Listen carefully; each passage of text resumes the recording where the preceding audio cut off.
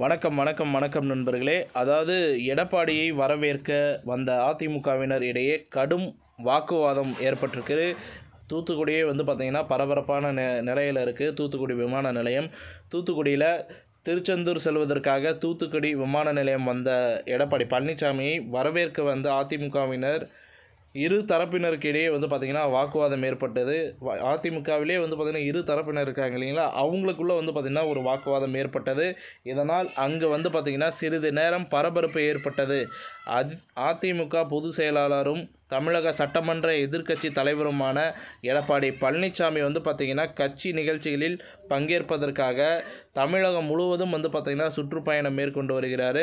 அந்த வகையில் இன்று தூத்துக்குடிக்கு எடப்பாடி பழனிசாமி வருகை தந்தார்.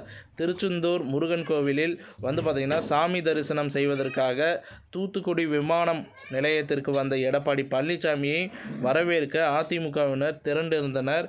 எடப்பாடி பழனிசாமியை வரவேற்று தூத்துக்குடி மற்றும் திருச்செந்தூர் பகுதிகளில் கட்சியினர் போஸ்டர்களையும் அடித்திருந்தனர். நாளிதழ்களில் அதிமுக நிர்வாகிகள் பலரும் பார்த்திங்கன்னா எடப்பாடியை வரவேற்று விளம்பரமும் கொடுத்திருந்தனர்.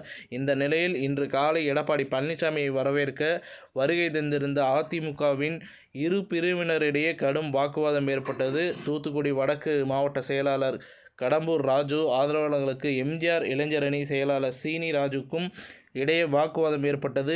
சீனி ராஜு பார்த்திங்கன்னா அதிமுகவில் இருந்து 8 மாதங்களுக்கு முன்பே பார்த்திங்கன்னா நீக்கப்பட்டதாகவும் இன்று எடப்பாடியை வரவேற்று அவர் அளித்த விளம்பரத்தில் கடம்பூர் ராஜு புகைப்படம் பார்த்திங்கன்னா இடம்பெற்றதுக்கு அவர் ஆதரவாளர்கள் எதிர்ப்பு தெரிவிக்கின்றனர். ஸோ இத்துடன் இந்த செய்தி தகவலானது முடிவடைகிறது. இந்த தகவல் பிடிச்சிருந்தால் லைக் பண்ணுங்கள், ஷேர் பண்ணுங்கள், மறக்காமல் சேனலை சப்ஸ்கிரைப் பண்ணி பெல் ஐக்கானை கிளிக் பண்ணி வச்சுக்கோங்க. நன்றி, வணக்கம்.